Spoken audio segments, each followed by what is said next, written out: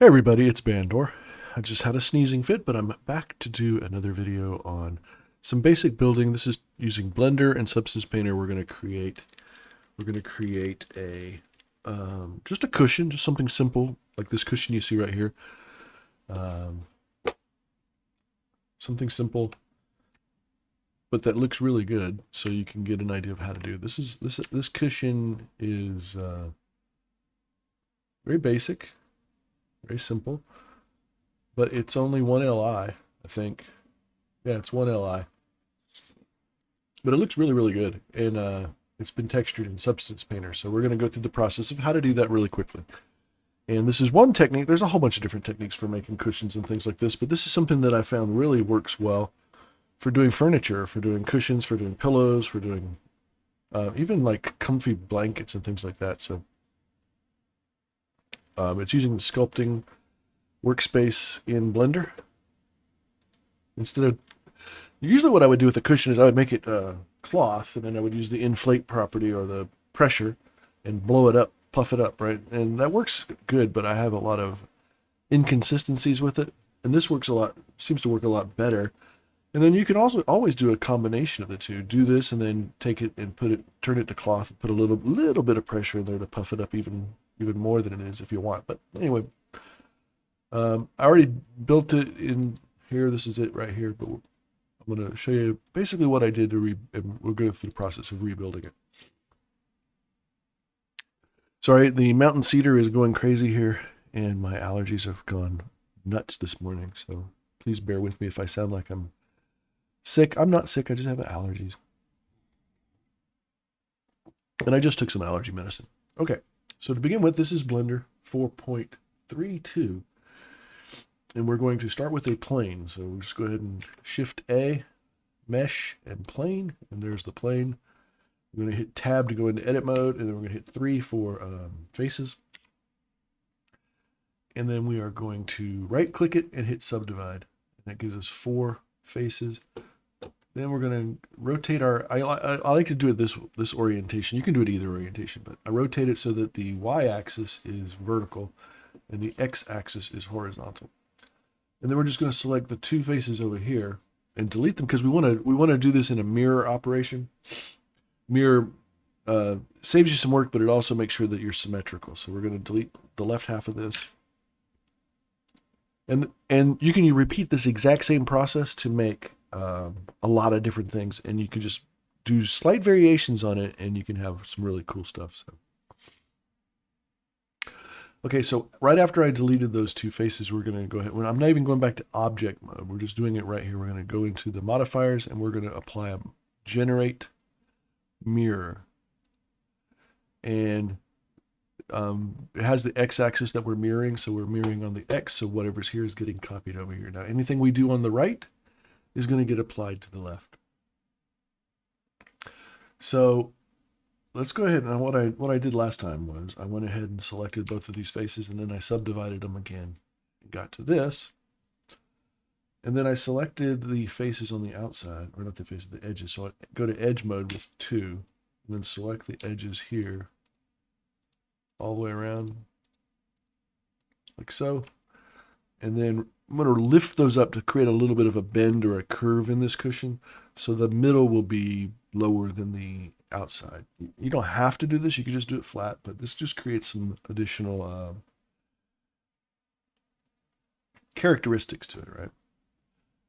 So we're going to hit G to move and then Z on the Z axis to lift it and just pull it up a little bit, like about there. It's just a little. So you can see it's got a little bit of a fold to it when you look at it.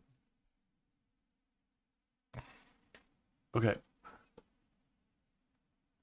Yeah, let's think about what was the sequence here. I want to add more.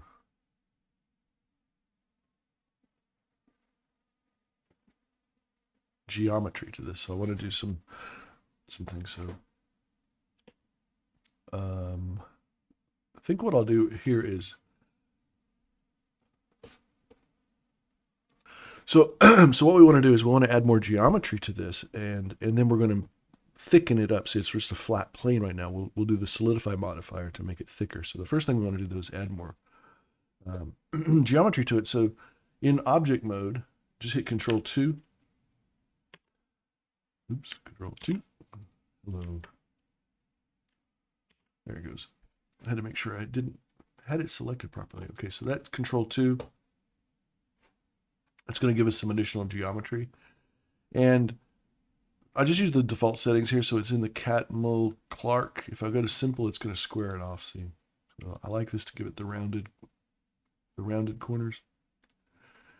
And then we're not going to commit this yet, so we're going to go ahead and add the solidify modifier, which is under generate as well. So go add a modifier, generate, and then solidify. And then on the parameters for the solidify, what I want to do is do an offset of 1, not -1. So go 1, which raised the offset. And then we want to make sure we do even thickness so that as we add this, it'll make it all the same thickness all the way across, as opposed to thicker in some places and thinner in others. And okay, that's good. And then we're going to bump this up to about 1.15, 0.16, somewhere in that neighborhood. Just keep adding thickness. Oh, there, that looks pretty good. Okay, and now, if you go to edit mode, you still can't see those changes, right? Because we haven't applied them yet. So let's go ahead and apply these. We're going to apply the mirror change. We're going to apply the... I didn't need to mirror this to do that. Again, I'm just showing you how you can do that. So if you're going to do a lot more things to add more details and more character and more, more features to your thing, you would use that to do it. So it doesn't hurt us anyway to do it. So I know someone's going to say, why'd you do mirror when you only got 4 fucking bling? Sorry, 4 freaking faces. Excuse me. All right, and then the last one is the solidify. Now, if we look at the stuff, we can see, hey, look, we've got stuff. Now, what I want to do is I want to select this vertex. So I'm going to go to vertex by hitting, I'm in edit mode, and I'm going to 1 for vertex. I'm going to select the center vertex, and I want to bevel that. I'm going to do Control-Shift-B, and I'm going to pull that out to about there. That's going to give me like a kind of a button in the center. And now while I've got this selected, I want to create like a crease here in the middle. I'm going to bevel that as well. So go to 2 for edge, and then I'm not going to go all the way out with this. I want it to stop right here. So we're just going to select these edges right there, and then do the same thing on the top and bottom. More. Like so. So we got those all selected around there. And I didn't do this last time. I think I am going to do it this time. I think I'm going to select the 4 around here as well. And then do Control-B. Pull. Now, yes, what's the difference between Control-Shift-B and Control-B? I don't really know. Pull that out and bevel that. Creates an area like so. And then when I select it now, the center is selected too, which is what I want. So I want like that. Now comes the fun part, okay? So we're going to hit tab to go back to object mode. And then we are going to switch to sculpting mode. Notice I haven't beveled any edges. I haven't done any of that stuff. We're just going to go to sculpting mode. And then we're going to select the cloth filter down here. Now, if I were to just go here, we're going to be doing a lot of Control-Z to undo stuff on this, so don't freak out. So if I just select the cloth filter and then come over to the where's it at? The tool tab. You want to change your filter type. I think by default it's set to gravity, so you want to change that to inflate. And then you want to do use face sets. You want that checked. Now, if I were just to come in here and start doing this, you'll see what happens. So I haven't done anything with that area that's selected yet. It's still selected. But if I just do this, the whole pillow will, well, the whole cushion's going to change, right? So if you click on it and move the mouse to the left, it kind of deflates. That's too much. Very sensitive. Deflate it. And then if I click and move the mouse to the right, it inflates. So it's like putting pressure, but doing it yourself. Okay. And so, but what I want to do is I want to use this shaded area here as what we call a face set, so that I can manipulate the inflation on the face set that's highlighted, shaded, and the part that's not shaded separately, so you get that you can create that crease effect.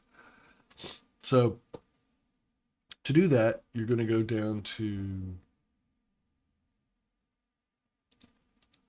go back to the sculpting workspace, and then we're going to right below the cloth filter down to, there's one that says edit face set, so you select that. Then go to face sets, and we're going to do face set from edit mode selection. So that created a face set. So now we have two different face sets. And we're going to inflate them differently. And it's very simple to do. It doesn't take much brain power.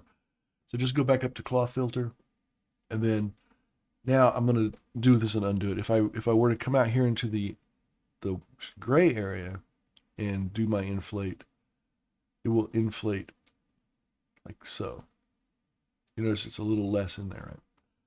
And if I hover my mouse over this colored area, and let's go the other way, let's deflate it, it pulls it down like so. And then I can inflate this and deflate that and keep playing with it until I get it the way I want. You notice that it's not really doing much out there. Okay, anyway, I don't like any of those, so we're going to undo all of that because I don't have enough geometry. So before I do this, let's go ahead and add some more geometry. I'm going to do Control 2 again, which is going to add another 2 levels of. Let's make sure I go back to layout mode first. I'm going to add Control 2. Okay, there we go. So now it's even more geometry if we go back to sculpting mode. I'm going to, so I didn't commit that. I haven't applied my change yet. If I go over here, look in modifiers, it's still sitting here. It's not applied yet. So that this does it by not applying it, then the shape doesn't change. If I start applying it, it starts getting wacky. So you don't need to apply this until later, just to let you know. Okay, so now the first thing I want to do is let's deflate this green face set. So we're going to deflate that, pull it down like that, and then inflate out here. And I might need to do that a couple times. And you'll see it starts really making some changes. And then I can also make this tighter. And the way to make it tighter is go to your face set like this. And if you click here in the green, it gets thicker. See, watch. Right?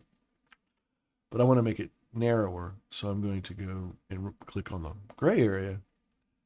And it got smaller. So maybe I should have done more in the first place. Like maybe pull that down. I don't know. I'm experimenting. That's the thing. You just experiment.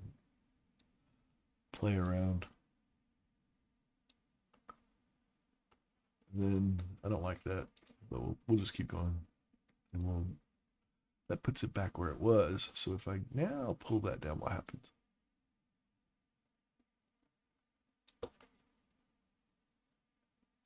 Yeah, I'm not sure I like this. It's too puffy looking.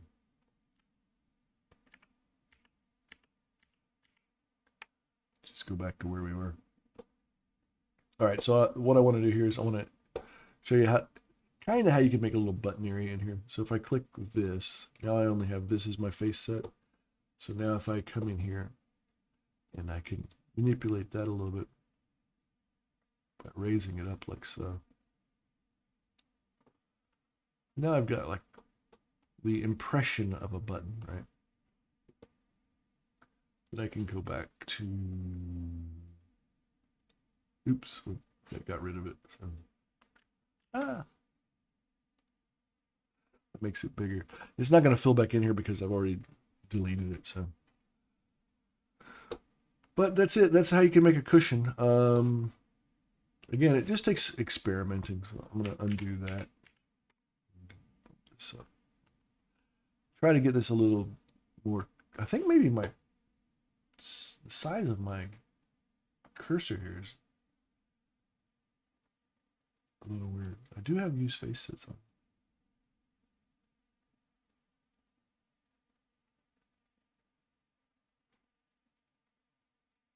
Trying to figure out how to, if I can change that. I don't know how. And just pull that in, pull that up, pull that in. Like that. Let me pull that back in a little more. Okay, that looks pretty good. Okay, now if you go back to your layout, let's go ahead and apply this subdivision like so. If I look at that, see, I still don't have that much geometry. Maybe that's why it's not looking as good. Maybe I could have done more geometry. Right, I could have had more from the beginning. So we're going to create our UV map. And I may play with this again and do it again, but and see what it looks like with more geometry from the beginning. But let's go ahead and create our UV map. So we're going to go in UV editing and see it's kind of weird right now. If I were just to take it as it is with no seams or anything and try to unwrap it, let's see what happens. Let's just do this and hit unwrap on this and see what happens. Yeah, see, it tears it apart. Right, and so even if I come up here and do UV unwrap minimum stretch, which is the new thing, it still rips it apart. So what we need to do is add a seam. We're just going to do 2 for edge, and we'll just hold control down and click this center edge loop that goes all the way around, and do edge, mark seam, and then now when we select it all and do unwrap, what happens? Boom, there you go. Now it looks great. So we have it UV mapped. That was easy. And then we'll just go back into here and we'll pick our material tab and we're going to add a material to this. And we'll name it cushion. I think I already have that name. Let me see. Yeah, I did. All right, so it's cushion. And now we're ready to export it. That's the one I did the first time. You can see this crease was much more pronounced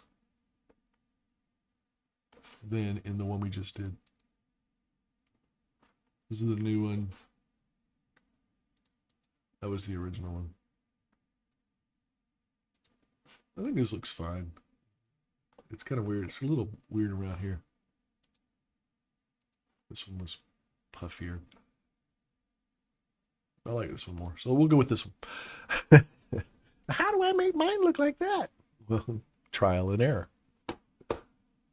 Okay. And then all you need to do is export this. So we're going to do File, Export, Collada.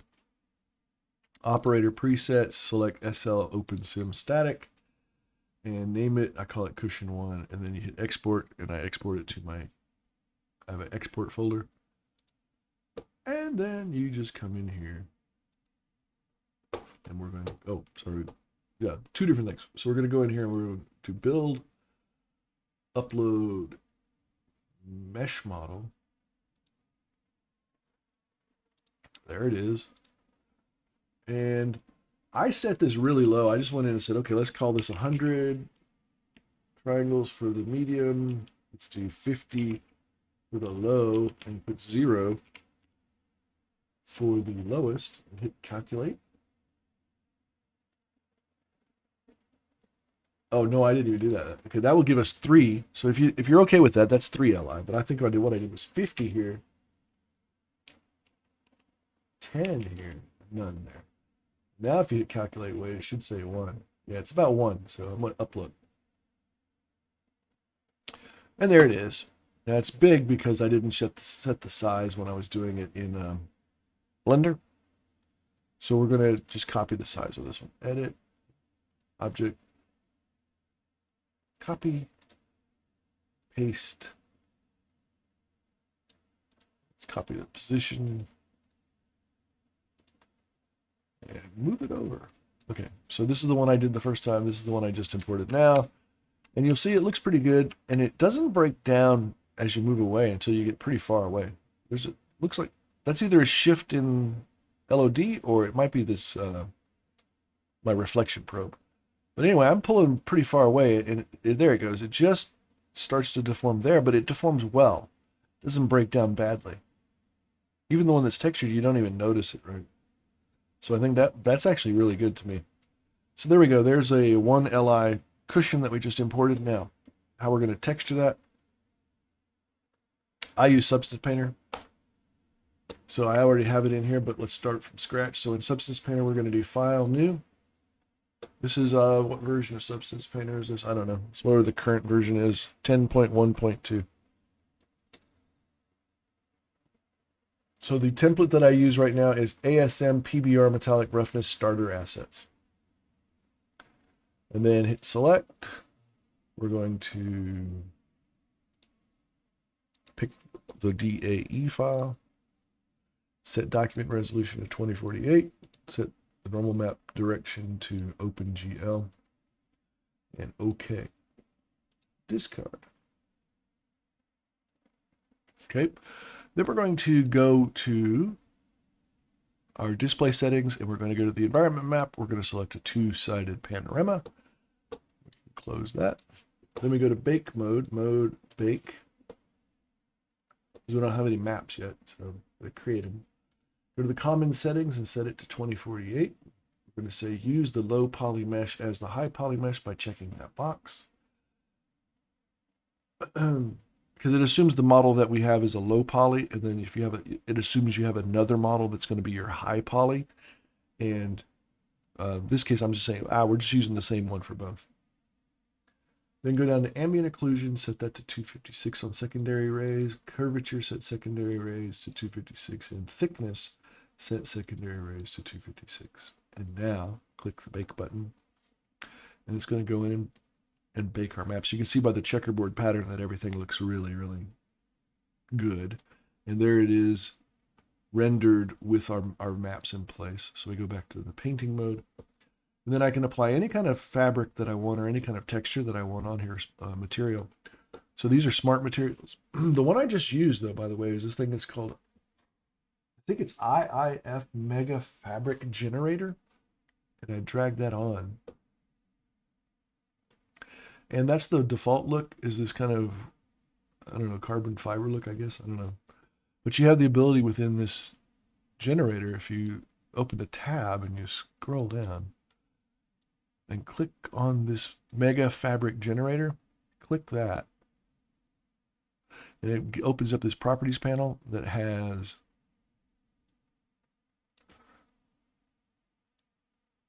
I don't know what's wrong with the substance assets. They changed it so that we get all the assets for free. And when they did, this is no longer in here. So I don't know. It used to be you could go directly to the asset manager, pick assets here and click a checkbox, and they would show up in your library. But you were paying for that. You had a certain number of credits that you got every month, which I was never using them all.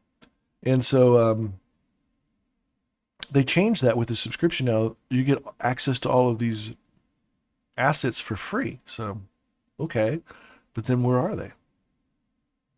I guess I just have to go to the site. Anyway, neither here nor there. So this is generated with that. So you click Mega Fabric Generator, you get all these parameters.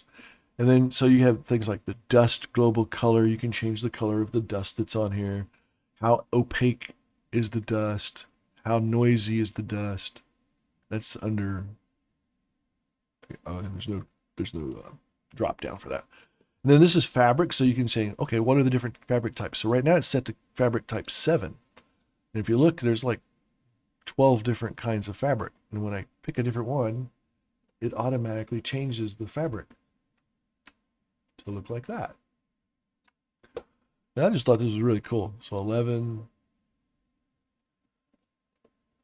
looks like that. And that's what I did. I just picked one in here that I like. So let's just go back to 7. I thought it looked cool.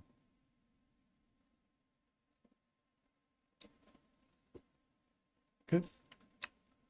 That's the 7. And because of the way I did my UV map, I actually have this like little seam around here, which I like. I kind of like it. Makes it look more like a pillow to me. So that sets the types, but you can also scale it. So if I want it to be like really big, you can do that. Almost like a weave, right? And I can set the scale to anywhere in between. And 16 is the tightest. You can also adjust the height. So for your height map, which we don't really use, but we use a normal map that gets converted from the height map automatically. And then you can say, okay, is it microfiber or not? You can change the colors of the cloth by changing these parameters, which I'm not going to do because I don't want to change it. But yeah, it's very easy. That includes the base color, the secondary color, and the noise color. And I think this is the alpha for that. I'm not sure what that is. And noise opacity, noise scale, fabric roughness, so how shiny is it? And then you can have make pattern fabric, so you can click in here and you can see a lot of different parameters on the patterns that are in here. So many parameters you can play with. Stitch seam maker, and right now stitch seam is set to false. Let's see what happens if I set it to true. So there you go. It tries to put some stitches in here, but I'd have to play a lot with that and different kinds of stitches. So I'd have to play with that and say, why does it put it there? I don't know. I have no idea. So we'll go back to false. I didn't like that. So many more parameters in here. And fold. I don't know what that does. Oh, it actually, I thought my model had those folds in there, but it doesn't. So the model itself is flat. But by turning this on, it actually introduces this fold, which I saw in Second Life, which I thought was really cool. And so you can use these parameters to adjust the behavior, the appearance of the fold. That's just so cool, right? Okay, and then I'm going to export this. I export it twice. So the first one I export is using the GLTF PBR metallic roughness output template and export it. Oh, the first I named it. How do I name it? You save your file. So you just go up to File, Save As, and then you enter a name. So I called it Cushion 1, I think. And then when you do your export, it puts the name of the saved file at the beginning of the name of your material and your texture so you can find them in your inventory.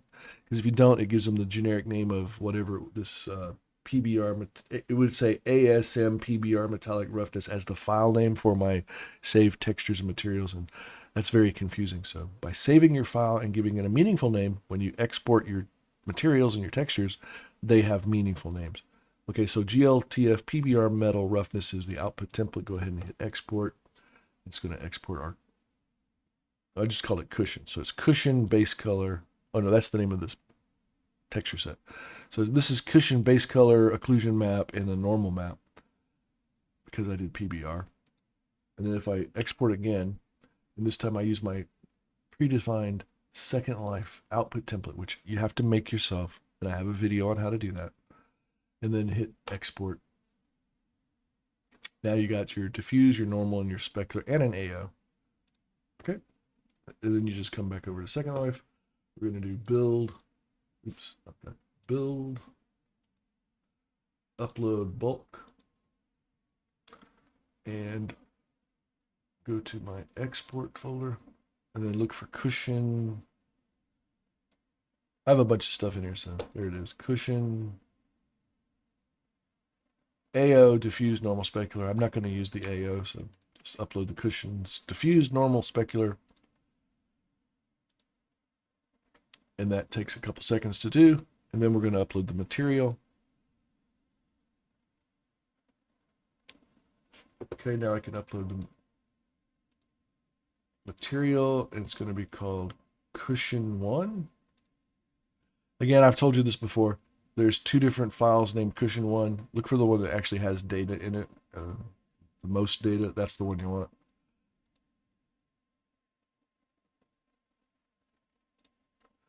And then it's going to ask, because there's only one material, it's going to pop up this panel, and then just hit save. I'm not changing anything.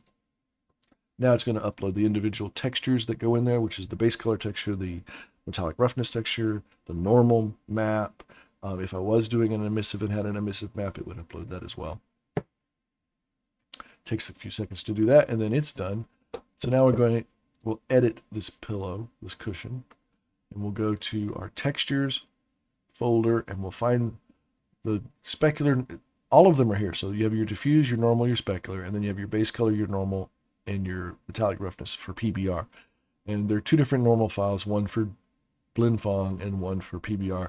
I don't know if they're the same. A lot of times they look like they're the same, so I kind of think they're the same. If you can look at it here, you can see in the preview, that's what it looks like for the diffuse, and that's what it looks like for the PBR. So I think they're probably the same. And you'll see the folds are in there. That's where the folds are coming from. The folds are actually in the normals, not on the model. Okay, so let's go to texture in our edit panel.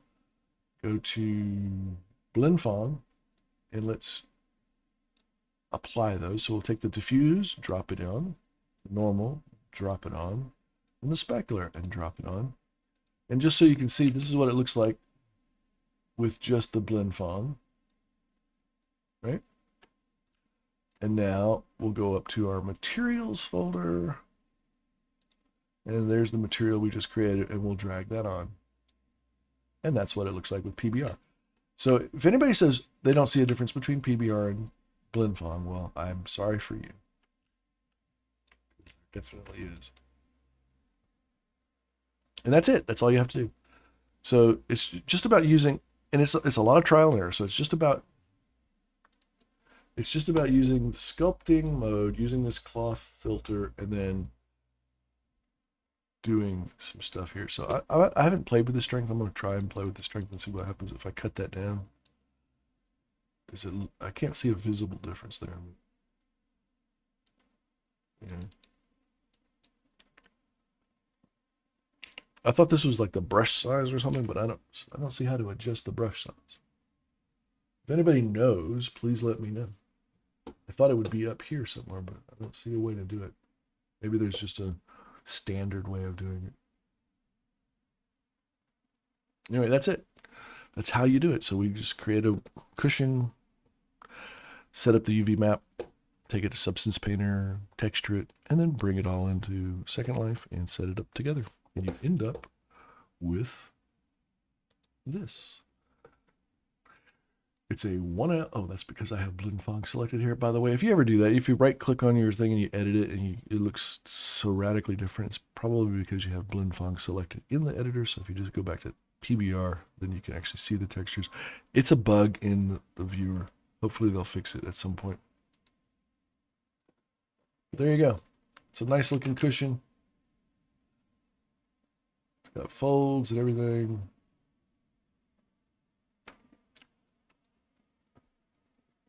Not bad, right?